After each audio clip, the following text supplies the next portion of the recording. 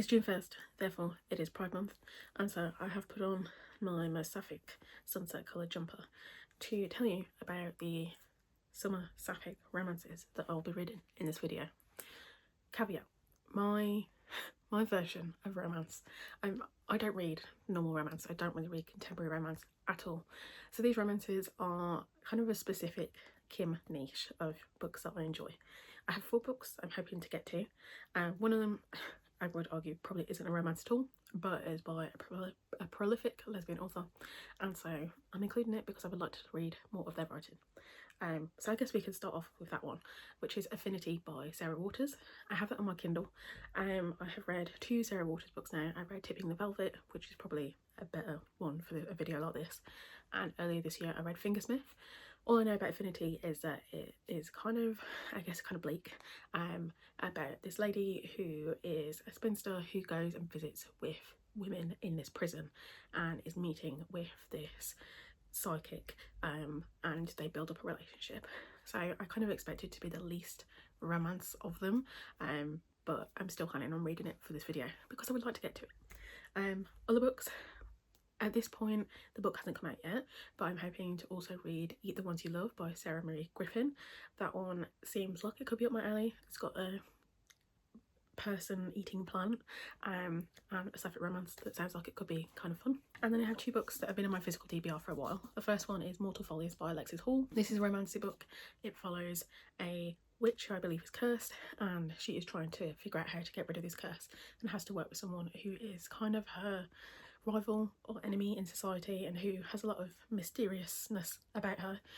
So I want to get to this one because I've had it for a good couple of years now. And then also I have The Disenchantment by Celia Bell. This one is just straight up historical fiction, but historical fiction, specifically historical fiction that is also romance, tends to be what I enjoy the most.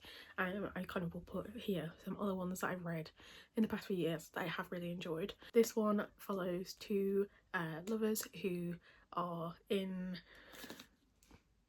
Louis the, oh, that's numerals that I can't work out, 15th something, I don't know, Louis the something's court. We have a character called Marie who is keeping her love affair with this other character secret, but because her family are kind of out to get her essentially and get her inheritance, it ends up with them essentially on the run. I picked this up maybe, well, when did it come out? 2024? Was it late 2023? 2023. So I picked it up when it came out because I saw the cover in the shop when I was on my lunch break, and I was like, yes, this is a cover that I can get behind. And I've been seeing it in paperback quite a bit recently when I've been going around the shops, and so I think it's about time that I got to this book. So yeah, that is what I'm planning on reading for this video, and I'll let you know when I make a start. Hello. I started Infinity. It's been a week, I think, since I recorded that first clip, and I've not done a lot of reading. I've had a week, and it was Pride yesterday, and I was with work, and it was a full day experience. So back to the sapphic summer reads. I picked up Eat the Ones You Love. Got that. It's relatively short, I think just under 300 pages, so if I get my act together I think I could probably start and finish this today. Sunday, so I do have time. I just need to, you know, decide not to play Stardew Valley for hours on end. But yeah, anyway, Affinity. I'm 35% of the way through into Affinity. It follows our main character Margaret. We can see that she has gone through something, to the point where people kind of coddle her a little bit. She's given some medicine every single night by her mother and is kind of told that, you know, she's not allowed to, she can't take that medicine herself, it has to be given to her. You can make the assumption that she potentially has attempted to take her own life before, and I think that's hinted at as well, at the point that I'm up to currently. But we follow Margaret. She is becoming a lady visitor at this prison. She's specifically visiting with the women prisoners. There's a specific set of rules that she's meant to follow. She's not allowed to, you know, pass messages on for them. She's not allowed to give them news about the outside world. But she's essentially meant to encourage them to kind of reflect upon their crimes, and they hope that this conversation will do the prisoners some good, in that they're having conversation with someone who isn't one of the wardens or anything like that. And Margaret becomes a little bit fixated on this prisoner called Selena Dawes, who we see some flashback chapters from. Selena is a psychic who I believe we see the kind of prologue from her perspective. We find out that she's in prison because this spectre appeared and injured this woman, and it was believed that she injured the woman and not the spectre, and it caused someone else to die. And so she is really strongly believing in these ghosts, and we start to see that there is something maybe supernatural going on, and because Margaret is also having some things happen in her life. But ultimately at this point, it's kind of just got to the point where Margaret is basically convinced that she believes Selena in that it was a spectre who did this and not that it was her, and that she just can't kind of take accountability for her own actions. So yeah, that's where I'm at. It's quite slow moving. I think that's kind of standard with Sarah Waters' books though. They are, you know, historical fiction first and foremost, and so we kind of move slowly through the plot. I did actually also start Mortal Follies. I think I'm about 30 pages in. I don't particularly want to DNF. I'm trying, I did obviously have quite a few DNFs last month, but I'm trying to do I need to do a bit more reading, I think, before I decide I'm going to DNF or not. The premise so far is that we have our main character, Malis, I think is how you pronounce it, and she essentially, in the very first chapter, is at this ball, and her dress and her clothing seems to disintegrate over the course of the night, and she bumps into this lady, Georgiana, who is rumoured to be a sorceress, essentially, and she's rumoured to have killed her family for the power of being the lady of this family. And she ends up helping her because Malis is literally hiding in a garden bush because she can't go back in or she'll be exposed and it'll be a scandal. Georgiana takes her home, and Malis is explaining this all the next day to her friends, who are like, we didn't know where you went, and they're not entirely sure that Georgiana put this curse on her, or, you know, what is going on. My kind of issue with it is that it's told from like an omniscient perspective of this fairy, and so every chapter is like Miss Micklemore, blah, blah, blah, and Miss something, and it's kind of like I'm forgetting these characters' names because this fae is not referring to them by their first names, it's referring to them by Miss so-and-so, Mr. so-and-so, and I think it's interesting, and I think if it had been almost like I guess the way I'm thinking about it is if it's like a film and it's like Gossip Girl or something like that, where you do have this kind of narrator that is there, but you're still seeing the events play out, and you are having these events play out as they would without that narrator, and then the narrator is occasionally chipping in. I guess kind of similar to The Adventures of Mina al-Sarafi, where we go back and we have these bits where it's clear that there is a story being told here, but that ultimately we are seeing it play out in kind of real time with these characters. I think it's a bit easier to read, but I'm just conscious of the fact that we're going to go further and further, and these two women are going to create a relationship, and then there's just fake creature who's just like being like, oh, what's going on here, like, and just watching. And so I've kind of preemptively been like, oh, I don't know if I like that, but I'm literally only like 30 pages in, so I feel like I need to give it a lot more of a chance before I kind of cut it out. That's where I'm at with Mortal Follies. That's my update. Hopefully I can get some more reading done this week, because I had plans this month. I was like, I'm going to read so much more this month, and it's not for having, whereas last month I did not have the desire to read. I think I do have a desire to read this month, it's just I've been too busy. I've had stuff to do, so it hasn't been a very busy reading month so far, but hopefully I can make a change on that today and I can actually do some reading. And once again, we'll see. I'll update you if I did spend, you know, an extortionate amount of time playing Stardew Valley, or whether I did do any reading. You'll find out. Did I read the entire book yesterday like I said I would? Absolutely not. Can I even blame playing Stardew Valley all day? No, I can't. I just couldn't be bothered to read. I did get about 50 pages in though, and I'm liking it so far. I'm liking the writing style in particular.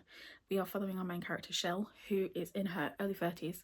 She has lost a job, broken up with her partner, moved back in with her parents in Ireland, and she is in this town which is a little bit run down, and so, you know, she's feeling kind of quite glum about her prospects, about her future, kind of just the way that life is moving around her, and she's not really there, or like she's lost that because she's lost her job and her partner.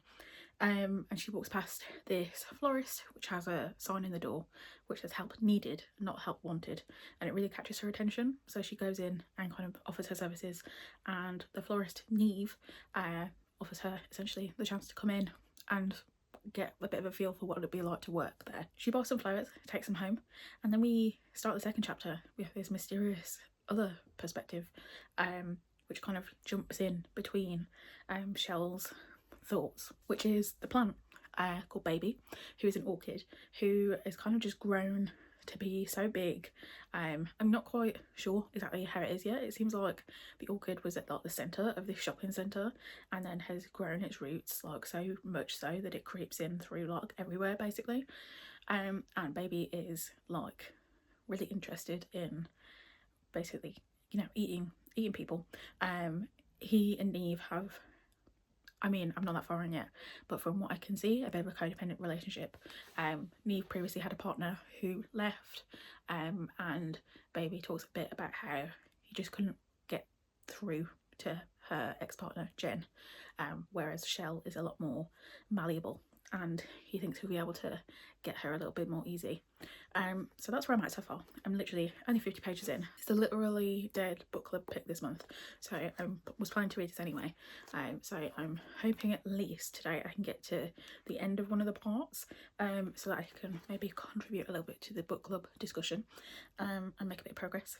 I did read a little bit more of Affinity earlier as well, only like 5% more or something like that, and we have got to the point now where Margaret is doing more research into Selena and Selena's crime and kind of going out of her way to go to the spiritualist to find out more information. She's infatuated with Selena, and I think it's probably at this point, as it says in the blurb, so it's not too much of a spoiler, that she'll probably go back and they'll start to think about how Margaret is essentially going to help her get out of prison. It's a slow burn, as I said. I think it's probably going to be a 4. I think Tipping the Velvet was like really peak for me. And I think that these are very well written historical books, but because the pace is quite slow, it means I kind of have to start and stop and go back to it and read it in bursts. So that's where I'm at with Affinity. Will I read more tonight? I hope so. I hope so. At least a little bit of this, and hopefully I can get back into a regular reading habit, of reading a little bit every night, because I definitely let it go. I basically haven't read much at all this month of June, and we're already on day, what day is it? Day 9? We're on the 9th of June. So hopefully I'll be able to update you with a bit more of an update tomorrow or the day after, or whenever I have an update to give you. I'm trying something different. I'm in my car. In my defence, I have normally work from home on Thursday, but I actually was in work for a conference today, so I couldn't work from home. Otherwise I would have filmed this on my lunch, and I have my BSL class on a Thursday evening, so I can't film it in the evening because by the time I get home it's dark and everyone's getting ready for bed and it's just not the place to do it. So I am just waiting. Well, I'm going to go grab some food actually before my BSL class because I have an exam today. This isn't the best angle, but we work with what we've got. I wanted to film my update because otherwise if I don't film it now I'll be filming like a double update with like all of these books that I've finished, and where's the fun in that? We want different locations, Kim. We want different places. We want to see the world. So my update is that I don't have it physically with me, obviously, but I finished Eat the Ones You Love, and I really liked it. I'm giving it a 4.5. I think that there was a little bit of dissatisfaction with the ending. I kind of feel similar to the way I felt with Asunder that I read earlier this year, where I really did like the book, but like the ending, I was just like, that just like, you know, when you're overthinking it and you think it didn't quite finish just how I wanted it to. So I'm like, I don't know. Anyway, let me talk about what I liked first, because that's the most important. I really liked the writing style. I thought it was the right amount of kind of lyrical and kind of metaphoric, and so when, especially in the moments where it kind of really mattered, there was a really nice description where Shell is talking about how she's going to buy an apple for Neve, and she's particularly picking this pink apple because it's like a blush and it's not the red apple or the green one, which is too bitter. And I really liked the description in that paragraph.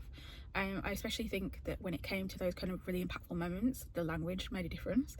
I also really like that it feels realistic to modern day life.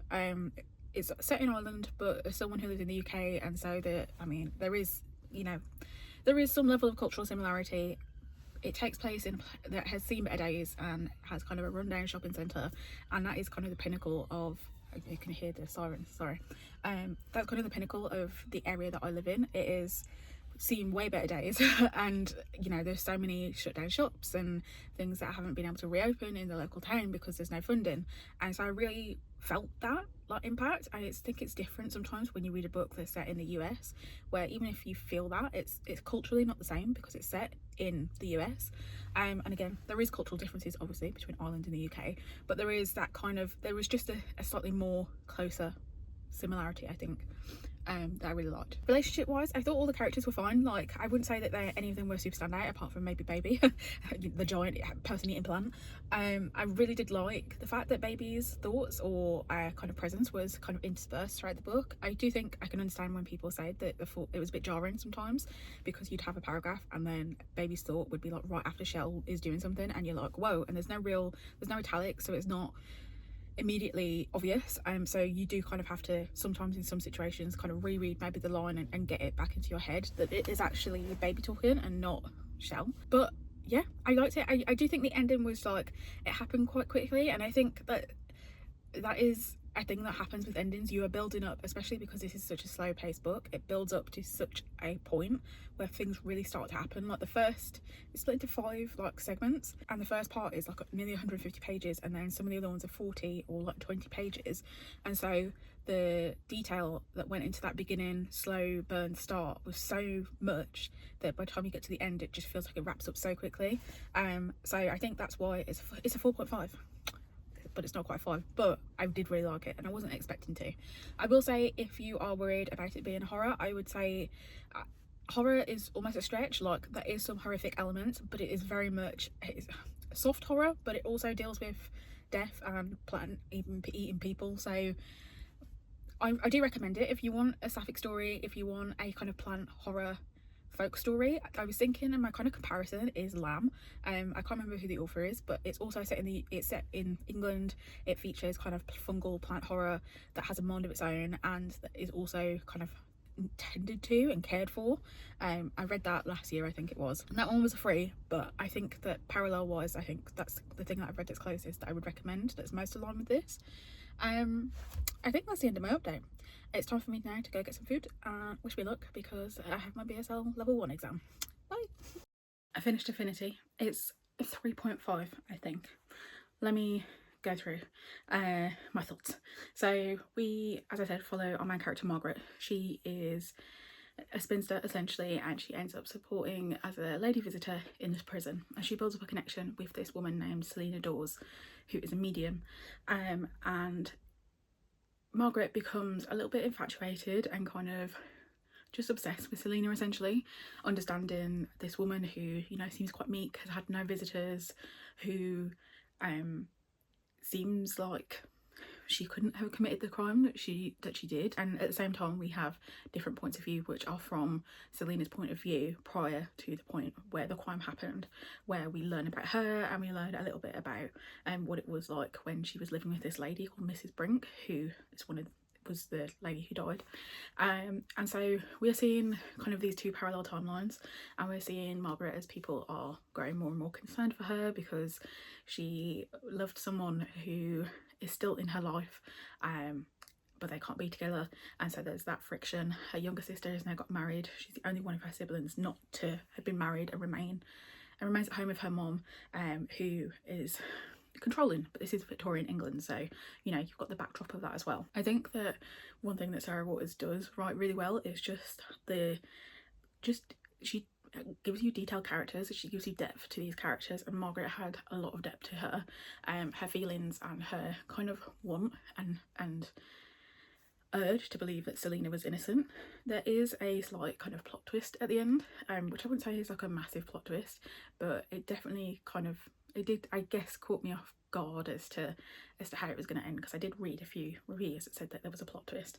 I wouldn't say it's the plot twist level that Fingersmith has. If you know, you know, but there is definitely a twist that kind of makes you just kind of ponder about things, and I think it would be interesting upon reread to understand what exactly has happened. I think the reason why it's 3.5 is just that it's quite slow, and to be honest, again, I said that this probably wouldn't be a good fit for this video, and I don't think it is, because the romance is like so steeped in subtleties, so it's not, you know, they are not getting together again. If you're looking for romance from Sarah Waters, Tip in the Velvet is the place to be. And I would even hesitate to say that Fingersmith also has more romance in it, although it's crime fiction. Whereas this one I would say has the least amount of romance out of the 3 that I've read from her, but I wanted to read it. It was on my list to read and I'm glad that I did. It's 3.5 and I look forward to reading more Sarah Waters in the future. I have also started The Disenchantment. I'm I think about 60 pages in, and we have our main character Marie, who at this point in her life is a mother to 2 children. She's married to a baron who she doesn't have a great relationship with, and it is kind of like the bane of her existence that she kind of has to live her life and with him, and she is really pleased when he's gone. She doesn't like the influence that he has over their children, and you know, the lack of power that she has, because again it's a historical novel. It's set in the I don't actually know, something hundreds, 1700s. There is a little excerpt in the back, so I'm nosy, I couldn't help myself, because there is a acknowledgements, but there's also a author's kind of note.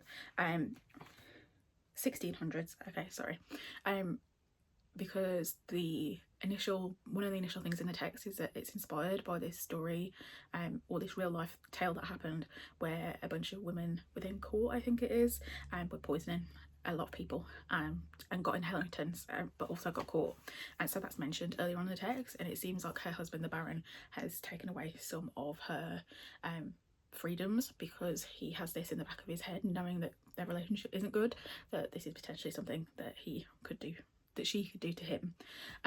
But at the same time we also have, I'm going with Victoire as the pronunciation because I'm assuming it's French, but because it's definitely not Victoria, I think it's Victoire. I probably should have looked that up, I'll do it after. And she, in our first introduction to her, she basically stands up Marie when they're supposed to meet, and when she does turn up she's dressed in a whole suit, and she's quite clearly the kind of gender ambiguous one between them. I read is it Unsuitable? The history of lesbian fashion last year, and I kind of like the parallels in that. I thought were quite interesting because there's a few chapters in there which discuss the kind of Renaissance-esque period where women were wearing suits and what sort of things that they were doing at the time, and so that kind of parallel was in my head. But Marie's big focus is on storytelling at the moment. She tells a lot of stories to her kids, and she tells stories in this women's club that she goes to, and she tells a story of like Victoria's like jacket and how the buttons are actually like the legs of people standing over this river. That's not a good explanation at all, but it kind of goes to show the kind of stories that she can weave with just kind of anything. That's all where we're at, to be fair, so far. So I can't really give you much more than that, but I think it's fairly decent writing, and I'm hoping to finish it off soon. I'm thinking I might do Nevermore Follies, but I'll get back to you on that one. I finished The Disenchantment. I'm giving it a 3, I think. I also think I completely butchered the synopsis the last time that I was talking about it, because reading it through, I feel like maybe the synopsis is a little bit not untrue, but it doesn't exactly describe what happens in the book. We have a bit where it talks about when Victoire's passion results in an act of murder to save Marie Catherine, the pair must escape the clutches of Paris's overzealous chief of police. As they attempt to outwit him, they are led to the darkest corners of Paris and Versailles, uncovering deception upon deception and people with secrets they too were killed to keep. Which does happen to an extent, but it definitely is made out to seem more thrilling on the blurb than it is in the book. Ultimately, this is about a woman who is taking ownership of herself the best way that she can in the time period that she lives. We had Marie Catherine, who's our main character, and her, well, I don't think I mentioned it in the previous one, but it's pretty alluded to in the blurb that her husband dies through Victoire's act of passion, and the most of the book is them trying to conceal that from everyone, and things do get revealed, but they are somewhat distanced from what has actually happened within Marie Catherine's house. There is like a kind of few changing points of view which gives you a little bit more insight into those, but I feel like that maybe they weren't the strongest link. The actual police chief in here and also the kind of various poisoners that were mentioned are all real, and it's talked about in the pre-author's the end author's note, I guess, before the acknowledgements. The police chief was real, and so we have his perspective as well, as he is hunting down not only the Baron's murder, but also that he's investigating these poisoners, and kind of what knowledge that they have of the kind of underbelly of France in this time period. As I said before, Marie Catherine is a really big storyteller, and I think probably a better way to phrase it is that she is doing her best to weave a story that everyone believes, so that she can protect people that she loves, and she does do that to an extent, but in the end it's not, so I wouldn't say it's a happy story, it's probably a more realistic story. I do think that it also is not as really strong a romance as maybe the cover and also the blurb kind of makes it out to be, which was a little bit disappointing. I really wanted to spend more time with Victoire and Marie Catherine together. We didn't really get that.